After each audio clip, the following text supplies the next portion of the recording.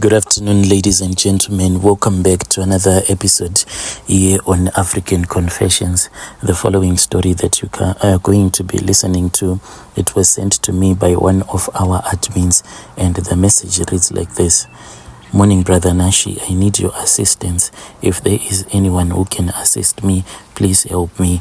I am a young lady who is in her 20s and I have gotten myself in a lot of trouble.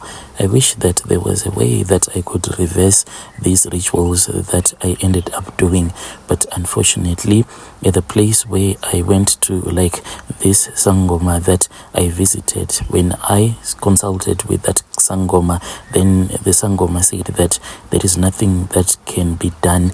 These rituals that I did, it cannot be undone. My body aches. My body is in pain each and every day. Each and every day when I wake up, I will know that this is the beginning of another painful day. Each and every day of my life, I find myself bleeding. The bleeding cannot even stop.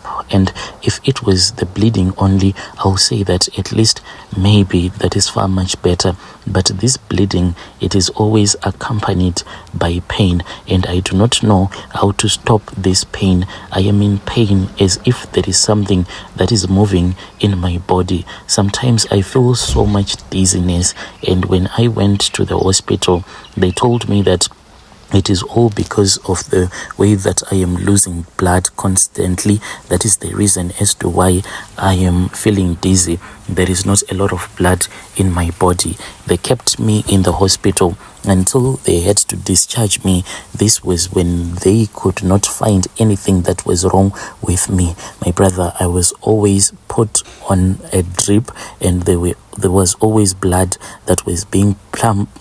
And there was always blood that was being pumped into my body, but still the bleeding did not stop. It all started when I went to a prophet. This prophet, my brother, he was from Nigeria to be particular, and he was in Joburg CBD. You see, there are those posters that you see in town written like "Bring back lost lava" and all sorts of magical tricks. I had been struggling for a very long time. I have been staying with my boyfriend in Hillbrow, who decided to kick me out. This was after a very big argument. In the quest to bring him back, that is when I met up with this other guy. The guy, he was from Nigeria. I was living in the back of Soweto, not even in my parents' house, but a friend had accommodated me since I did not have any parents and I do not have anyone in Joburg. In the quest to bring back my lover, that is when I went to this man in a flat, and he called himself a doctor. He then told me that if I wanted my man back, I had to do certain things, and he gave me a container, and this container, all that I was supposed to do was that I had to put it underneath the bed. He also told me that I had to find a man to sleep with, but this man, I was only allowed to sleep with him in my room, where there will be that small container underneath the bed. He told me several times that in your life, never make that mistake.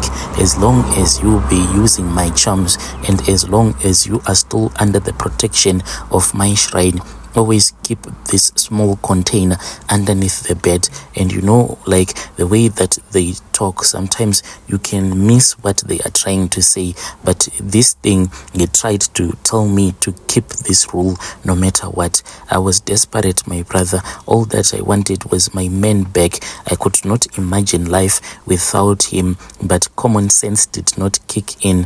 Why would I sleep with another man to bring my man back in my life? I slept with this man, and still my love did not come back to me. This guy that I slept with, he was just one regular guy who used to offer me some money. He was working, so I thought that if I was going to sleep with him, just like that traditional healer had told me, then this was going to make my boyfriend come back to me. It then started to feel so itchy down there, soon after I had slept with this guy, he even complained and he said that he was not sure as to why his own manhood was feeling itchy, but his itchiness, it stopped. So I suspected that maybe this guy, he was like sleeping around and he had actually infected me with an STI. After the following morning, I then went straight to the clinic because the itchiness, it was just too much.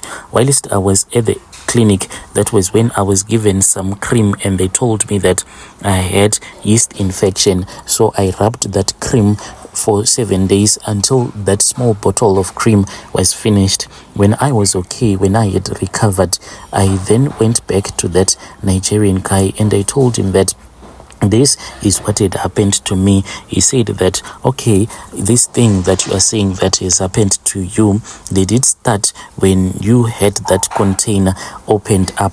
I said, open up, what do you mean? He said that you are supposed to open it up each and every time that you sleep with a man and when you have placed it underneath your bed.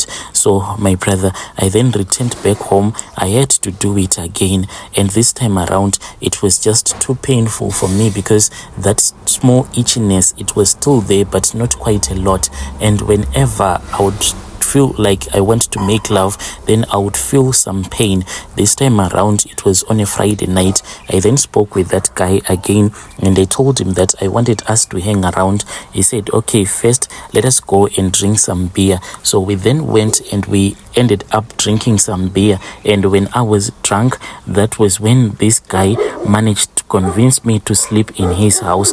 I tried to tell him to go back with me to my own house because I knew that this is the place where we were supposed to make love. Otherwise, if I was going to make love to him in his bed with that container, then something bad was going to happen to me, just like that traditional healer had told me. So my brother, because of me being intoxicated, I ended up sleeping with this guy at his place. The moment that I slept with this guy, I swear to you that I felt that there was something that moved in my stomach. I even joked to myself and I said, if I had slept with this guy like few months earlier on, then I would have said that I have fallen pregnant for this guy. But my brother, on that night, I didn't even realize that I had broken that vow and I had done things the wrong way, unlike what that prophet from Nigeria had told me. The following morning, I was feeling so much diarrhea, so much that when I went out of that guy's room, I actually ran back home.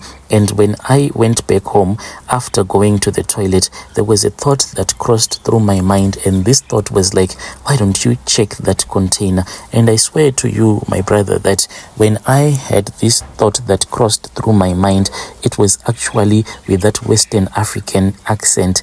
And when I returned back into my room, that was when I found out that that small container that was always underneath my bed, I found it to be broken. The following day, that same guy, he knocked on my door, the one that I had slept with. And this guy, when he knocked on my door, he walked into my room. He was angry at me. I said, why are you angry? He then unzipped his trousers and he showed me his manhood. My brother, what I saw on his manhood, it was quite scary. There were a lot of pimples that were all over the tip of his manhood and they were white in color. I said, no, I don't know what is going on with you. I then lied to this guy that in my life I had never suffered from an STI, yet I had been infected before. I lied to this guy because he was really angry at me with these things, my brother, that had happened with that broken container that I was supposed to use each and every time so that I can bring back my lost lover. I returned with this information back to that Sangoma, and when I arrived there in Hillbrow, I then found out that this Nigerian guy, he had closed his shop, and all the guys that I was asking like about this guy, even though previously they seemed to know this guy, but everyone was just saying that they do not even know this guy. They kept on asking me like, what do you mean there was no doctor? in this building. There is no one who does this traditional stuff in this building. And I then returned back home. When I returned back home, my brother, I kept on drinking alcohol, and the more that I drank the alcohol, the more that I slept around, because I was just feeling like I am no longer okay. That was when the bleeding started. The bleeding started when I was at this other guy's house.